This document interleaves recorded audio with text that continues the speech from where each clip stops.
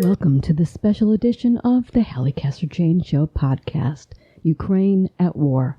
My guest this week is Franz Sedelmayer, once a close friend and business partner of Vladimir Putin, until the friendship and business relationship met with the reality of the economic jiu-jitsu of the newly elected President Boris Yeltsin and the political and economic ambitions of Putin. Sedelmayer's considerable assets soon expropriated by the new government. Sedelmayer went to war with Putin to retrieve what was his and won, waging a 20-year campaign against the Kremlin and Putin, ultimately winning more than 100 court cases and foreclosing on Russian state property in Western Europe, becoming, for the record, the only individual ever to collect money from Vladimir Putin's Russia. Franz knows Putin, and he understands Russia in ways others don't. The discussion you are about to hear is brutally frank and in parts disturbing, as reality often is. Let's talk with Franz Sedelmayer. Hi there, Franz. How are you? Nice to have you here. Really? My good friend. I feel like we're old friends. We've done this so many times together. You're my go-to guy on all things Russia. Franz, these are some strange times. I know you've told me a little bit personally what's been going on in your own household with your wife being Russian and my being Russian. I talked to you about it. But I want to talk in a little different kind of avenue here. I think the last time you and I talked, I was looking back to see, was about the Biden-Putin summit. Can you believe that? It's right. A long time ago, right? Right. So now here we are. We're talking about, listen to what I'm going to say, the Biden-Putin war. Because despite everything that's going on, I also think that's in the mix here. And I don't say it lightly. And I'm wondering what you think. Putin certainly initiated the war with Ukraine. He has his reasons for going in there, But is Ukraine as proxy for the U.S., NATO, and the allies? This is complex. Let me give you a minute to sort of put yourself out there and what you're thinking. Well, to put Ukraine into perspective, you could say that Ukraine is very open to the West compared to many of the former states of the Soviet Union that are now all independent, 15 altogether, including Russia. Ukraine and a couple of others are looking westwards. And the reason they're looking westwards is because they can look into Poland, they can look into Romania, they can look into Slovakia, all these neighboring countries that became members of the European Union. And they have seen that the last 20, 25 years, when these countries joined the European Union, that actually life got better. The schools got better, the roads got better, the food stuff was available, everything went better, and that's how the Ukrainians look at Europe. When they look at Russia, the Russians, for all things, have, and I think it becomes evident these days, a tendency to be able to treat others, like the Ukrainians, more like dependents and not as equals. And I think this is the deep-rooted problem here. When I went to Kiev, this is already 3 years ago, I felt the same breath of fresh air that I felt in Leningrad and Moscow in the early 1990s. And this breath of fresh air not only entails all the positive stuff, but they are all struggling with the same, child-type issues for younger democracies. For example, corruption. For example, crime. So this is all stuff they have had to work out. So Ukraine is a democracy, but it's in no way a perfect country. And when Ukraine started turning westwards, the Russians reacted very badly to it, especially Putin, because they lose a sphere of influence. For Putin, it's a matter of controlling it politically. But at the same time, every time he gets into trouble at home, that is, with people, going into the street demanding basically that he steps down one day and they get someone else they can actually elect for a change, then he starts a conflict somewhere. And Ukraine here is no exception. I think what's more the exception is the timing. And the timing of the invasion is such that he looks at Europe and he looks at NATO, he looks at Joe Biden, he looks at people like Olaf Scholz, which is our new chancellor that replaced Angela Merkel. He smells weakness, and the weakness he smells not only comes from the personalities, because Biden is a little bit older, he's a little bit, from his perspective, I say that, weaker. They look at Kamala Harris. It's pretty evident she's not very experienced when it comes to foreign relations. He looks at Olaf Scholz. That's a guy that comes practically out of the peace movement. He looks at other problems that we have in Europe that also were reinforced through the pandemic now that we went through for the last 2 years. He looked at the situation in Afghanistan. When the West packed up, they packed up in such a hurry that it made leaving Vietnam look like an extended affair. I mean, the Germans evacuated the German armed forces, most of them army, and they were in such a hurry that they forgot 2 of their guys on the ground. And this is something where Putin says to himself, "Wow, if history offers an opportunity to take down Ukraine, that's the opportunity." We're going to talk about Zelensky in a minute, but I also think a lot of this came out of the setup that Trump gave him and all the people on the right there and the games that they were playing with Zelensky. I don't think you can push that away. But I did bring up the point that there's a Biden-Putin war. And if Biden is NATO, if Biden is the U.S., if Biden is, Germany, I do think there's something personal that's gone on here. And we can talk about Putin as you know Putin, Franz, because he wants his old USSR back. He wants it, and he wants it yesterday. I don't think he's going to get there. But let me take it to this.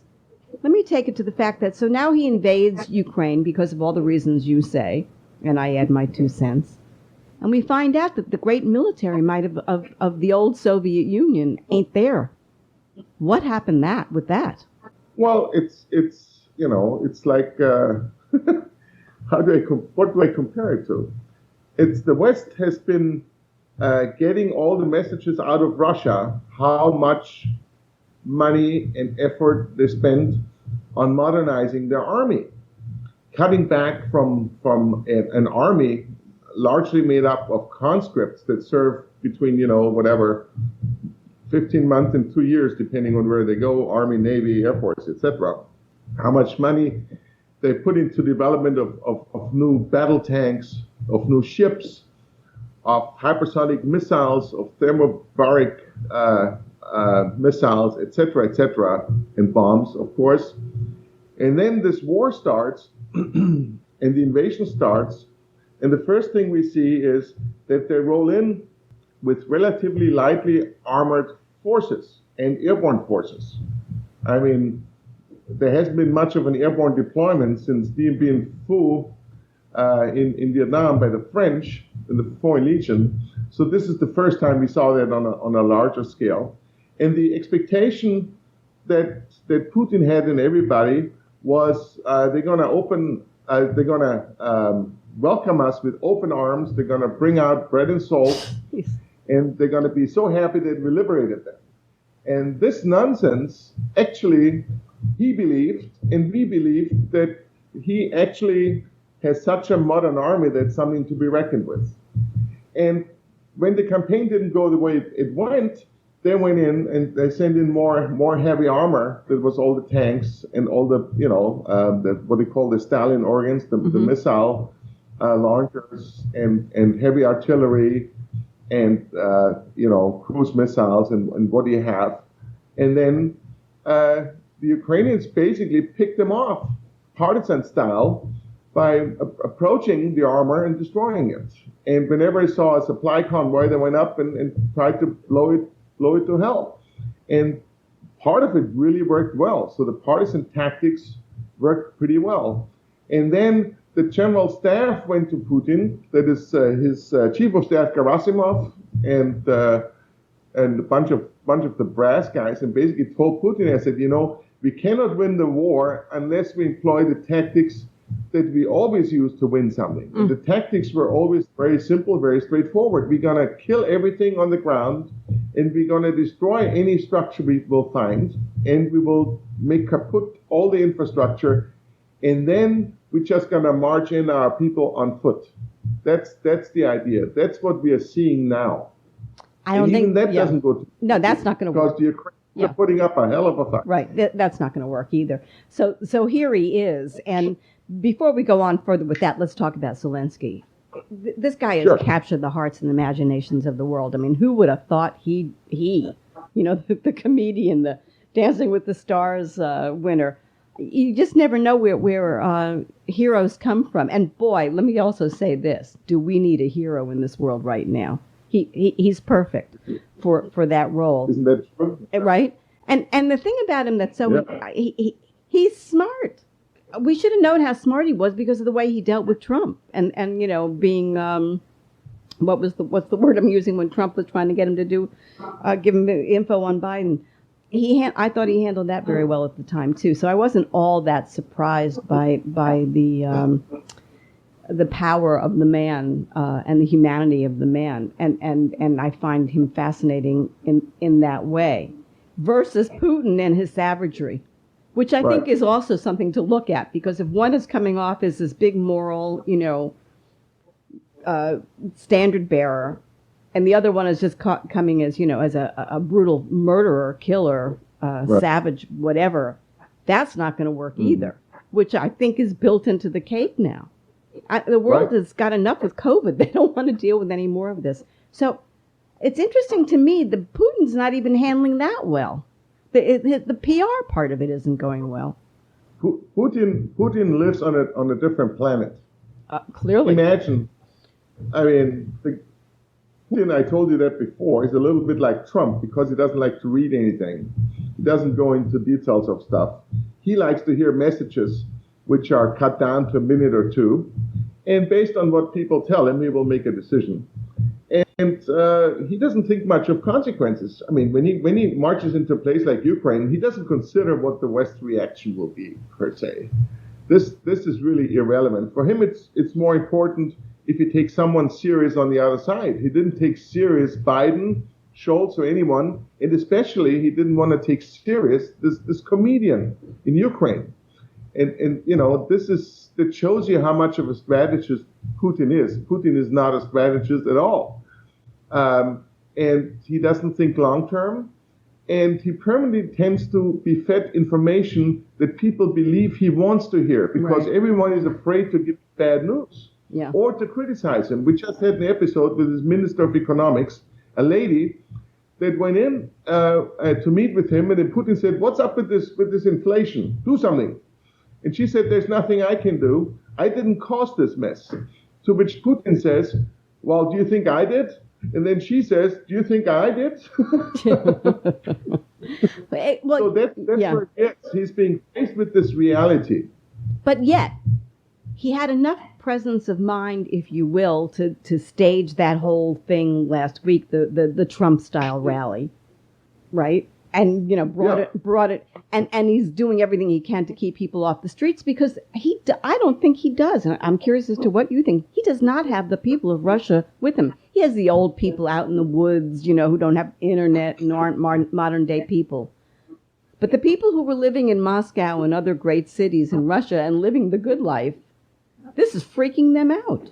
He doesn't have them. Putin is freaking them out. Putin is freaking him out. But I also, because of what he's doing and the sanctions, which we're going to talk about in a minute. But what I'm saying is, I don't know that how many people have been really rallying, going out until he put in these, just horrid, we catch you on the street, you're going to jail for 15 years. So I don't know that he's standing in Russia is what it was. That's my point. Maybe I'm going around that the long way. Well, Russia is now turned into a Stalinist society. You can see that when he meets with his cabinet, with his Security Council, or anyone else. He talks and everybody else makes notes. That's what we have seen with the oligarchs before, so that part is known. The game on the ground has changed. You go out to demonstrate. It used to be that people understood they were demonstrating. There was a risk of being arrested. Now, of course, they're going away for 3, 4, 5 years, and when they mention the war, it could be as much as 15 years. But that was one thing. But now they're also arresting people who just happen to be standing close by or walking close by, going about their daily affairs. It's ugly. So practically nobody wants to go out into the street anymore. It's just like it was under Stalin.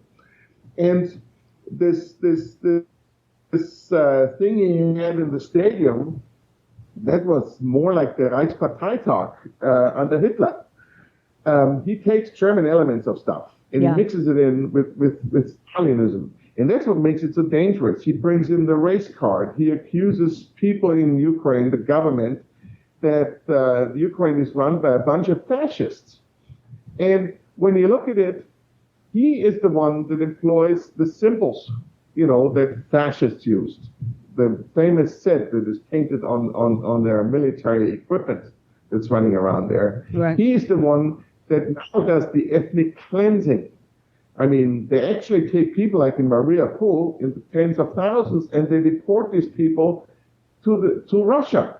This is something that the Nazis did. This is something that Stalin did. Stalin deported, all types of nationalities from where they were to places out as far away as Kazakhstan and Kyrgyzstan, just to get rid of them, and he settled Russians there instead. But listen, Hitler this is did the same. I agree, and I have to say this: of all the things that have come out, this to me, his taking the people right out of Ukraine, on trains into Russia, is so beyond the pale. It is bizarre to me that it has gotten the least amount of coverage of all the stories that are coming out of there. Is it to you? Because it's shades of Nazi Germany, for God's sakes. Absolutely, and I totally agree. And I have been the call in the desert for the last 20 years of stuff, and that surpassed what I could have imagined. That is just this extra step that even I didn't see coming. This brutality and this taking stuff literally from the darkest hours of Europe and turning that back into reality. I think part of the reason this is not getting enough coverage is because the press, I have to say, there is equally afraid that we might slide into a larger conflict with Russia than currently our politicians are. And that's exactly what the point of it is. Putin is playing. Exactly. But I want to say this to you, because we're going to talk about the press. The reality of it is we have to talk about this whole thing. The response to this. I think Zelensky has been remarkable up until a point, and I'm going to talk about that in a second. And, let me talk about that now, just to say, he's willing to sit down and make deals with Putin. I don't think anybody should be making any deals. I'm curious as to what you think. And the reason I'm saying that is Putin should be rewarded on any level for illegally invading another country. No, I don't think the deal has to be made in a deal between Zelensky and Ukraine and Russia. I think you have to take Putin, and what was the old way they used to say it? They used to say it in the Civil War. They take him out to sea. I don't see how you ever arrive at a compromise here without telling Putin you can have anything you want in all of Europe. It's all yours. Curious. Yeah. Yes, do you agree? That's exactly what it comes down to. Yeah. I mean, here's the deal. We have to understand something with the negotiations that are on at the moment. Zelensky is calling for negotiations because the West is pressuring him to do so. The Ukrainians are not interested in a negotiated settlement of this at all. They want to kick Russian butt, I'm sorry to say. They want to get the Russians out of Ukraine. That's their ultimate goal. And, there was a great commentator just recently. He said, the Ukrainian may not be able to win the war, but they can't afford to lose this war. And that's where they stand. The Russians are going into negotiations with low-level people to negotiate, by the way, to basically signal we are ready to talk, not to Zelensky, we are ready to talk to the West in principle, as long as they agree to our terms. Putin is not someone who will cut down from his list of demands just to meet just so he can have a settlement with the West. I mean, for him, just the fact that he sends negotiators into talking to Zelensky is already a problem. So both sides are not serious about the negotiations. The point of time for negotiation hasn't even come yet. Of course. Because Putin keeps on pushing. He keeps on killing. He keeps on bombing. He keeps on doing all this horrible stuff to people. And so for us to even think, I mean, I hear many voices in Europe and also in the United States, we should negotiate with Putin. There's nothing to negotiate. There are certain things in life, that's what I call human rights, which are not, you can't negotiate over that. That's the minimum standards. And that's something we all have to get used to. I think that what describes or what makes Zelensky so important. Zelensky is like JFK, is like Ronald Reagan, he's like Maggie Thatcher, he's like Churchill in a way. Oh, he's very Churchill. And that's what we have. That's what we have been missing for the last 20 years. People who can actually and actively lead and stare the other guy in the eye and basically tell him, back off, buddy. And this is what we're missing. Okay, so I want to go back to something you said, but you did say that you don't think Zelensky is actually is more being forced into a negotiation than you think he's willing to really do. Because I would lose it if he were to capitulate to Putin. He won't do it. He has no reason to that. He's doing that to keep the other guys happy who supply military equipment at the moment. All right. Okay. So let's get to the right. All right. He's directly responding to Biden and to Scholz and to Macron. That's the three. So let's go back. So Russia invades Ukraine, and the response is by NATO. This whole thing about the no-fly zone. Then and then the famous line by Biden, which is, "We will not do hand-to-hand combat with Russia. No-fly zone. That's it, and we are not going to World War III." Now, I'm a fan of Joe Biden's on some levels because I think the guy is a good man, and particularly after what we've just been through. But what a dumb thing to say, in my opinion, because what are you taking anything off the table for? And to take it off, and let me also say this, Franz, and to take it off the table may lead to World War III. Okay. Thank you. We agree? I not only agree with you, I think we have seen with Joe Biden, and let me tell you this, I think Joe Biden, like you said, he's not a bad person at all. And he's been around in D.C. for a long time. He has been, I like the little stuff around him. He takes his grandchildren to Dachau, to the concentration camp, to show them. He's one of the biggest fans of the Munich Security Conference. He is really outgoing when it comes to stuff like this. But somehow in the aging process, I might say, he's not a young person anymore. He's doing what many older people are doing. They are shying away from a real conflict. And sometimes it's necessary to take a stand and to actually come up to say, okay, this is it. We're going to have a conflict from here on unless you back down. And he failed to do that. And when he and Putin met last time, he basically laid out something to the tune like, bad things will happen if you're not nice to Ukraine, if you're trying to invade. You're going to be sorry. And Putin is laughing because he doesn't take Biden serious. And you remember, I told you, Putin did not take Trump serious. I mean, this guy thinks he ate the wisdom by the spoonful, as we say in German. He doesn't have respect for anyone except himself. He has a narcissistic personality disorder. That's what's wrong with him. And the longer he stayed in office, the more that became evident. And it wasn't aided by the fact that he spent the last 2.5 years sitting in a bunker alone with his family. Well, I agree with that, but I want to go back because we have to go back a few years, because the fact of the matter is it wasn't just Joe Biden. This goes back. Yes. Because there are a whole host of American presidents who, every time Putin started to move in, into Crimea and to Georgia and northern or western, whatever that is, Ukraine, nobody said a word. Or when he went into Syria and absolutely devastated the place, nobody. What was the famous line from Obama? don't cross that red line. He crossed it, and Obama did nothing. So it's not just Joe. It's something that's going wrong in this country that used to always be measured. Certainly Roosevelt was measured before he got into World War II. But measured, but effective when the time was right. And I think there were a series of mistakes going on. I don't know if it's coming from the generals. I listen to those generals on cable news. I'm sure you do too. And I'm slapping the top of my head, like, what?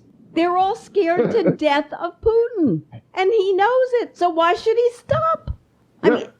I totally agree. I mean, listening to the generals now, I mean, on Fox News and MSNBC and CNN, they all have their generals. It's like listening to the weather report. Ew. It changes every day, right?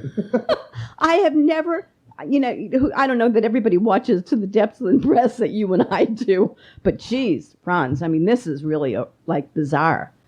And maybe Zelensky can wind up winning it. I'd be curious what happens in the meeting with NATO Thursday and Friday, whatever this thing is going to go on. I saw today that Macron is allowing Renault to have their cars go back into manufacturing in Russia. Right. Yeah. I mean, what? The thing here is that all these guys in NATO are going to get together, and they're all trying to convince each other it's not as bad as it looks. The only thing we have to do, we have to maneuver. We give them just enough stuff so they can survive, keep them in the fight, so to speak. But at the same time, they shy away from giving them the equipment that they need to get rid of all the remote located missile sites, the military airfields that their bombers start from, and basically give them stuff with enough reach, drones like Predator drones and everything they would need. They do not give to them now. This drives me mad.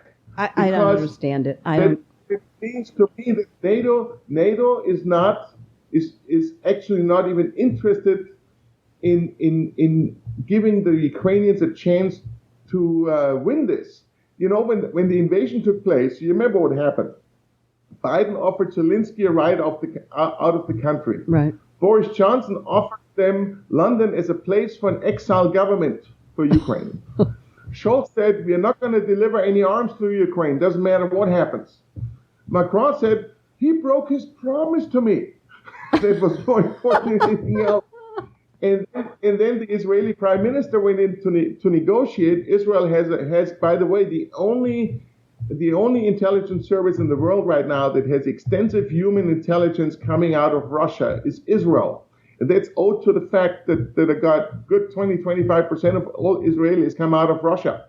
They all right. went home all went to the the Jewish homeland, to the homeland, to the old homeland, so to speak. So, and he comes out of the meeting with Putin, gets on the phone with Olaf Scholz and with Zelensky, and he tells Zelensky, you have to surrender. Now, come on. If that's the attitude of the West, and we are actually not in a much better position today, then basically that shows me that our politicians were of the opinion, actually, we should just give Putin Ukraine, and then he will leave us alone because he has no other targets in mind. And that's the wrong thought process. Of course. That will lead us to World War III. Listen, every day I just go, huh? I mean, I do. I'm just like, I am so flummoxed by the abject fear that they have of them, as if we don't have nuclear weapons too. That's the other thing that's just so utterly bizarre. Right. You want to kill you. I'm sorry. Mitt Romney got it right. He got it right when he ran for president. He says the most dangerous adversary we have is Russia. That's years ago, and now he said something which I think is spot on. He says we shouldn't worry about what the Russians will do to us. The Russians should worry what we will do to them. Right. And that's exactly what he comes down to. But again, that's interesting because he grew up in that whole era of the crazy with Russia, that the Cuban Missile Crisis and stuff like that. And he watched his father, who was in Congress also, having to fight that. Right. I think a lot of the people have forgotten that. And a lot of them aren't even aware that some of that was happening. Don't get me started in American Congress because they're all nuts. There's not a sane one in the bunch. But all right, I want to go to this. I want to go to the sanctions, and I have to laugh about this a little bit because if the sanctions were working, Putin would be gone. They're not working, and I understand this whole thing about it's going to take a while to implement or whatever. Well, but let me just say, you got the thing with the oil, and you can't completely cut off the oil, and good old your guy in Germany, I don't know about him. You'll have to tell me about him because I don't get him at all. But because of all people in the world to understand what this is really all about, I think of all the people. I think of the current sitting queen who, was a 17-year-old girl, was sitting in the UK and having bombs rained down on her and didn't have food to eat. But we can't even endure 5 minutes of maybe not having heat. You got to help me here. Yeah, exactly. Well, first of all, the sanctions, it's the same as with the ordnance and the military equipment and ammunitions we are delivering to the Ukrainians. Instead of doing the sanctions 100%, they're doing, maybe 50%. And the same is true with everything we send there. It's not enough to win the war. It's not enough to stop the war. And I think our politicians know that. They all still think negotiated settlement possible with Putin. And that's not the case. They will learn that the hard way. Let's talk about Olaf Scholz. Olaf Scholz is a lawyer by trade. He is born and raised in Hamburg. He's a very dry guy. He speaks with a very, how do I say that? He speaks very slow. He speaks without emotion. The guy never smiles. I mean, when he's walking, it looks like you could steal his shoes with him not even realizing. And that's how he talks. He's not a guy like Zelensky that's outgoing, that could talk to a crowd and people would love him, He's just a dry administrator type, and he can't translate this whole situation. Part of it is that's not his forte. He never was into foreign relations. The guys in politics out there to see what's happening on the other side of Germany's border.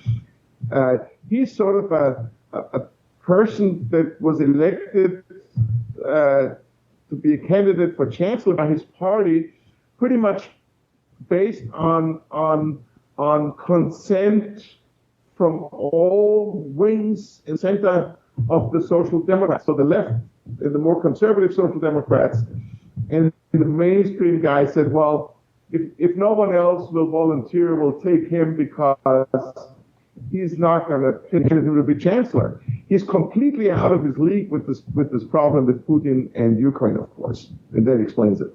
Well, and that's just a bit scary because all of them, are finding all the reasons that they don't want to go to bat and end this. And it takes me to this.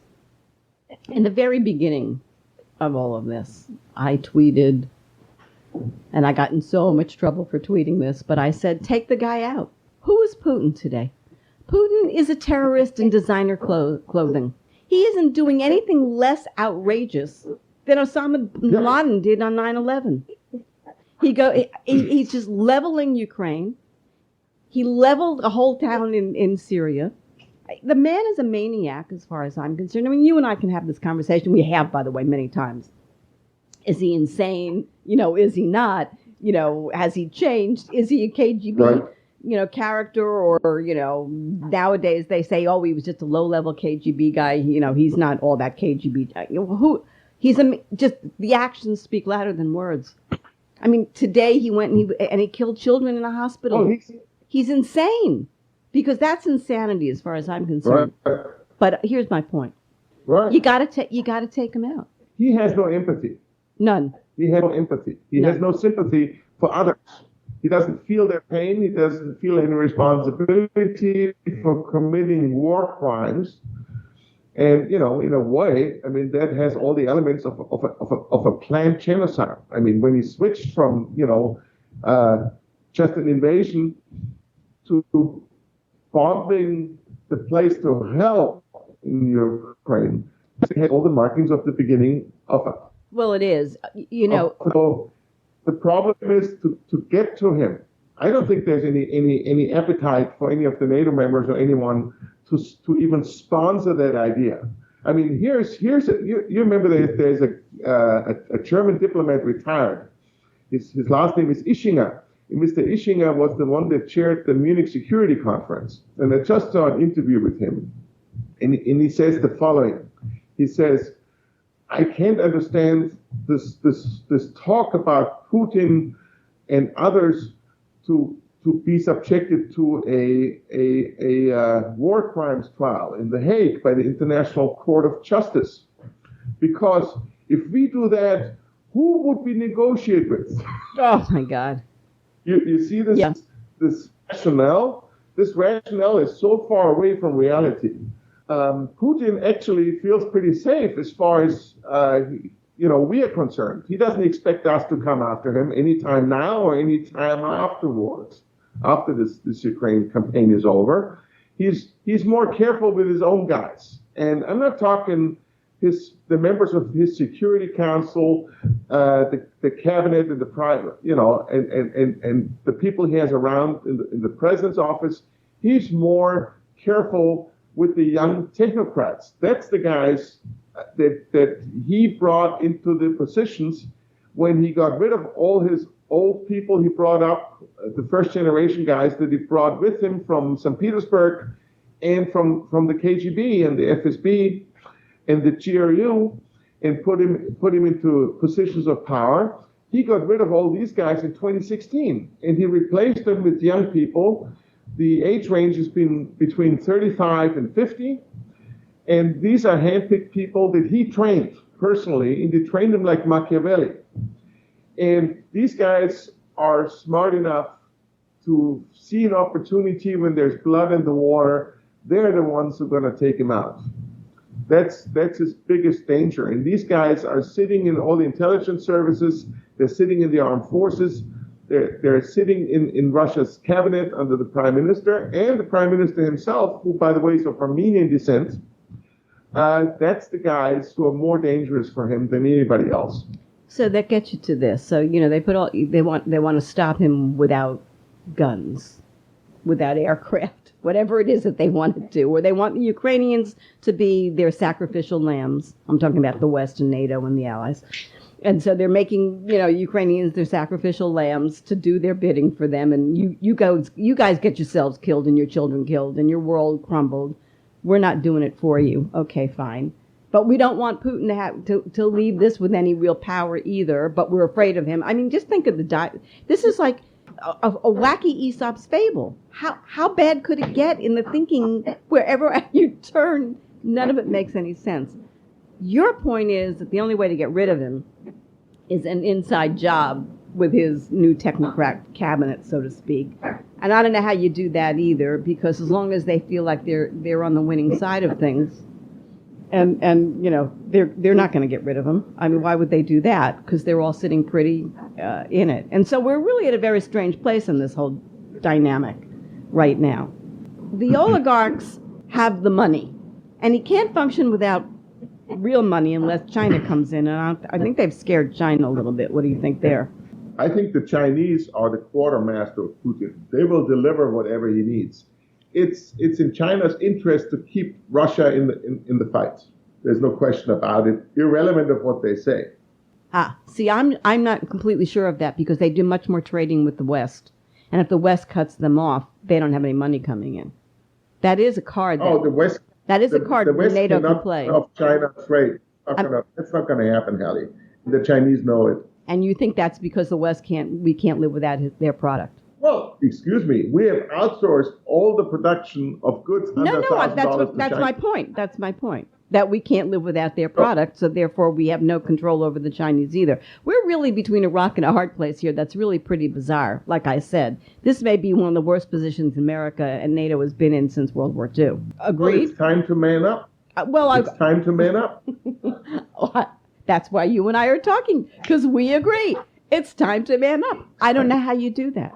You can't teach old dogs new tricks, and that's the problem. There are a lot of old dogs in the West right now. No new tricks. I did a post on LinkedIn just recently, and basically I said it's not just that we have to overhaul our military to be able to actually do something. I'm talking more Europe than the United States now, but we also have to put back people into government that are young enough and have the coolness and the determination to deal with a problem when it appears. And this is what we have. We have a bunch of bureaucrats that sit there and hope nothing will happen.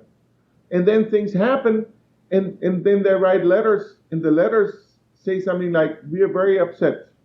And then nothing will happen, of course. Then they write another letter and say, "Oh, we are very, very, very upset now," and still nothing will happen. And then we have an invasion. That's the fact of life. I have to go back to something. I want to go back to the crime, calling him a war criminal. This is interesting.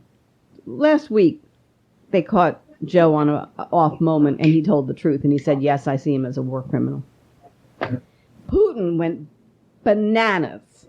Do you remember? And he said, "You're close to crossing a line if you're going to call me a war criminal." Yeah. 5 seconds later, you know that State Department and everybody else put out the edict. You do not use the word war criminal again. And and you have not heard it since. You've heard every way of saying it without saying that Putin is a war criminal. Just that in and of itself tells you how hamstrung they've made themselves and how fearful they are of Putin. So listen to me. We get to this. They're that afraid of Putin. Now what? Now what? If he's not, if he knows how afraid they are on every avenue and every turn, what's left? I mean, really, what's left? Well, that's the whole thing. We have people in our governments, in our ministries, in our military even, and I'm talking not just the United States, all across the board in the West, in NATO, that are more afraid of Putin than they need to, because nobody dares to think it through. They all cater to politics, and politics is made up by undecisive people who have been in politics too long. What we need is urgently need fresh blood. So if I would be Joe Biden right now and Kamala Harris, I would really think about stepping down, honestly, because they cannot win that conflict with that type of an attitude. And I think they actually know it. They just don't know how to handle it. And everybody else hangs on their lips, per se, and they don't want to offend anyone in the White House. And that is true for Berlin. Nobody wants to, offend Olaf Scholz. Right. That's the biggest issue that we have. We have a bunch of sheep running after a sheep. Well, that's the problem. I personally am glad that it's Joe Biden who's in that White House than some of the buckaroos that are on the other side right now, who are completely irrational. I mean, you want Trump in there? I mean, no. Sorry. I think that Biden is the right person to be there. I just think that his advisors, and leave Kamala out of it because, it's ridiculous, but just him. He's not a stupid man, and he's done smart things in his life. And in a way, he's manipulated this to some degree. He needs to change tactics right now. I actually think that the reason they're having this meeting in NATO is they want to change. They realize they have to change their tactics. I'm going to give them that. They wouldn't be meeting if they didn't see that they've got to go in a different direction, and they have to decide how dangerous is Putin. So I do think that. But so how dangerous is Putin? Is he dumb enough to push the button? Is he angry enough to push the button? Is he finished with, wait, no, hold it. He's not young. Well, let me finish. He's not young either, but he's not old. He's got family. Does he really want to kill everybody, including himself? So let's discuss Putin now. Right. The problem is also, when we talk about Putin at home, people actually want to get rid of Putin, but they want to get rid of Putin because he's doing away with democracy. The supply situation is not what it used to be, etc. It's going to get worse over the next weeks and months and even years. But as far as Ukraine is concerned, 85% of the Russians think it's a good thing what Putin is doing. This is the crazy part right now. The people have been drinking the Putin Kool-Aid for so long that actually they do not believe what is taking place on the ground in Ukraine at the moment. Well, Most so what else? Yeah, but this is a denazification campaign. I understand. That's ridiculous. Well, welcome to Russia. What else is new? They've been snowed by their leaders forever and a day. Nothing new there. That's the kind of society that they live in. They want it easy and they want people to run their lives for them. And, they've been beaten into submission and that's what it is. And that's always the big problem that Americans and the EU and the Europeans and NATO have in dealing with Russia. But the fact of the matter is that here we are. Here's the situation and here's what it is. And, it's how the hell do you get out of it? I frankly believe this is World War III. And it's the beginning. Right. And you can call it whatever you want to call it. But that's what it is. And unless somebody gets tight with all of this and really puts the mark down and say, okay, that's it, Putin, no more. That's where it's going to wind up. And it's going to be everywhere. It's going to be, in Russia, and it's going to be, in the EU, and it's going to be in Asia, and it's going to be, because there's a lot going on that's all coming to a fore right now, and it's kind of like a realignment. Interesting to me, and I'm talking to you, my German friend, they learned nothing from World War II. They have learned nothing from World War II. We sat back and said, oh, it's going to be fine. We're going to stay out of it. Whatever. And I'm jumping the gun a little bit, but I want to get here, which is, at the end of the day, it is a morality issue. And when everything else failed in World War II, and it was about, money and this, that, at the end, the decision to go in became a moral decision, that we could no longer watch this. And here we are again, and it's the same thing. And again, they're not making the moral decision early enough. They delayed everything. They delayed everything. When we had the standoff with the Russian troops on the border, the United States slowed down the arms shipment to Ukraine. Europe, most of the European countries didn't want to deliver arms, and the ones that wanted to deliver arms couldn't, because the other European Union members or NATO members were against it. And so now we have to hustle, and instead of hustling, they're still trying to slow it down. And we don't have the same troops. We just have to give them what they need, what they ask for. Well, but you're not hearing my point. Yeah. Interesting because my point was in a situation. Yeah, go ahead. My point is that in World War II, they played the same kind of shenanigans, and they hemmed and they hawed, and they didn't want to land lease, and they didn't want to do the lend lease, and they didn't want to do that, and they didn't want to get in, and they're watching the lunacy that was going on with Hitler. And they took the same position, because we're afraid, we don't want to. But they're doing it exactly. It's 1939 all over again. They forgot. Remember, the old expression, never forget? They forgot. And they're feeding the machine exactly like they did Hitler, trying to avoid something else. So I on some days I'm like feeling like, oh my God, here we go again. And other days I'm like, no, they can't make the same mistake twice within 70 or 80 years. No, they can't. But they are. That's what worries me. Well, but the population, I'm talking the West now, the people are ahead of the politicians. Yes. Isn't that interesting? I've been writing all that. Of them. Yeah. I've been writing that all for the last 3 weeks. That's weird, isn't it? If you remember when the Europeans didn't want to deliver arms into Ukraine, even after the invasion, there were hundreds and thousands of people going into the streets all over Europe and there was a frenzy on the web, and everybody was calling them names until they changed their stance and said, okay, now you're going to deliver some arms. So it shows you the public opinion is also another factor these people are looking at. Well, they're being politicians and not statespeople. Absolutely. That's what it boils down to. Coming back to Putin and using nuclear weapons, the Russians have a nuclear doctrine, and the nuclear doctrine, unlike all the others of the Russians, says that they can use for tactical strikes. For example, when Putin hopefully will end up in a situation where they might lose this Ukrainian campaign, that might be the most dangerous point in time, for example, for launching a nuclear weapon on Kiev. That is something that's a real possibility. I actually think they have different kind of nuclear weapons. It doesn't have to be this big, huge bomb. They've got these tactile things that are just little warheads, right? That they can go into specific things and do the same thing. And there are other chemical weapons they can use too. I don't know why people think nuclear is so much worse, in terms of those small weapons than the other kind. But I do think they're pushing him to that. Right. In the 60s, if you remember, the special forces, they had backpack nuclear weapons.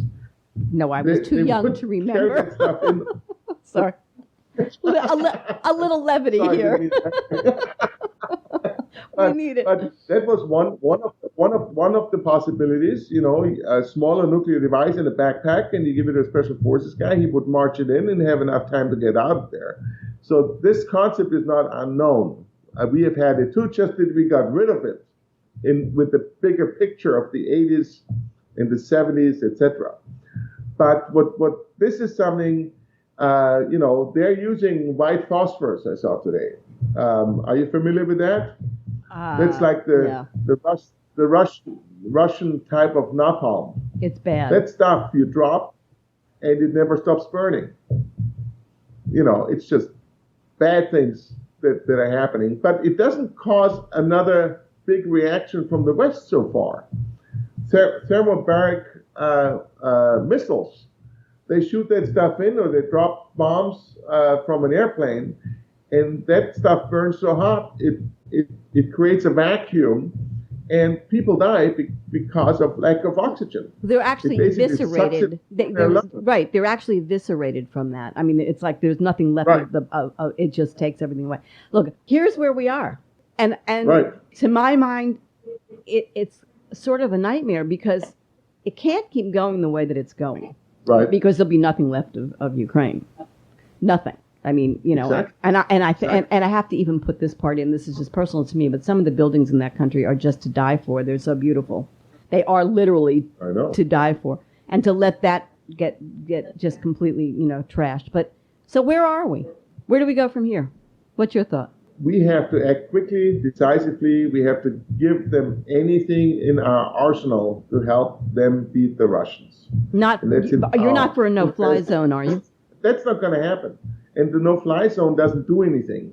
It doesn't do anything to take out the missile sites and the heavy artillery that's located far away from the population centers in Ukraine.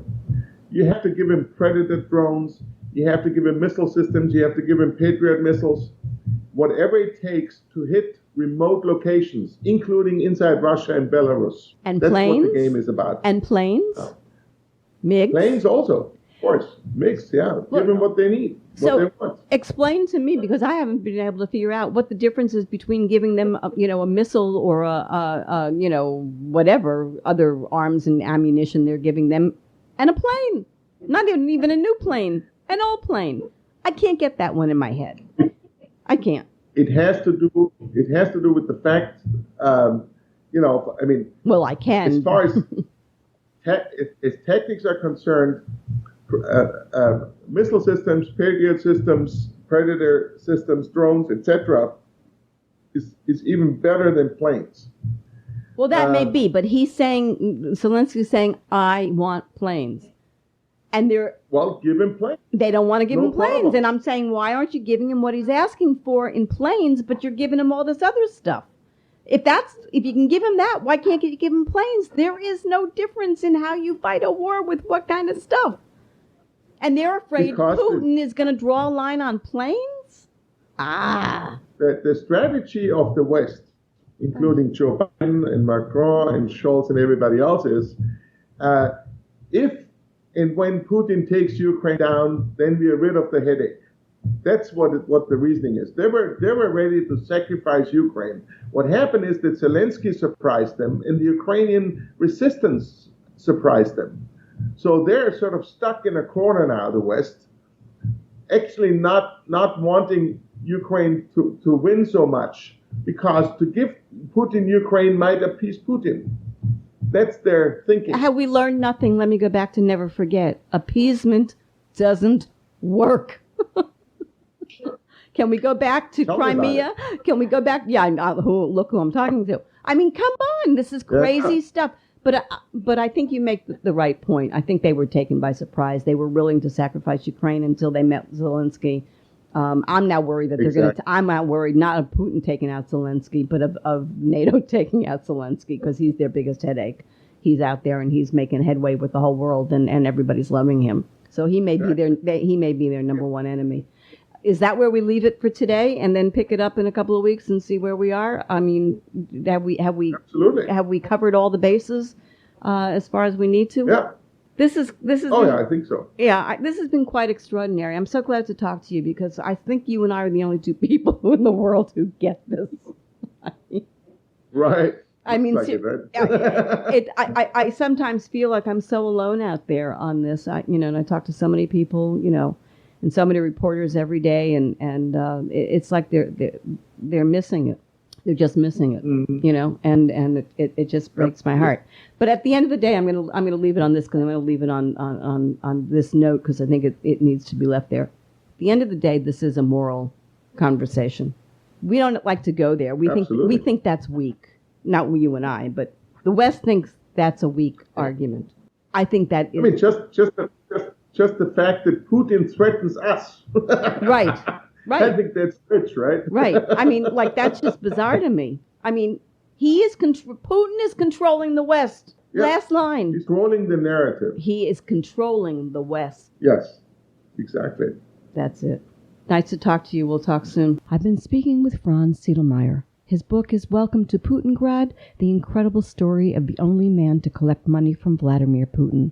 For more information on Franz Sedelmayer and for info on how to purchase his book, visit his website at welcometoputingrad.com. Thank you for tuning in to the Halli Casser-Jayne Show, a production of Resec LLC. The Halli Casser-Jayne Show posts new podcasts Wednesdays, 3 p.m. Eastern, and is available at hallicasserjayne.com and on all your favorite apps. Be sure to visit us on Apple Podcasts, Spotify, Google Podcasts, and follow me on Twitter at The Halli CJ Show. Until next time, this is Halli Casser-Jayne.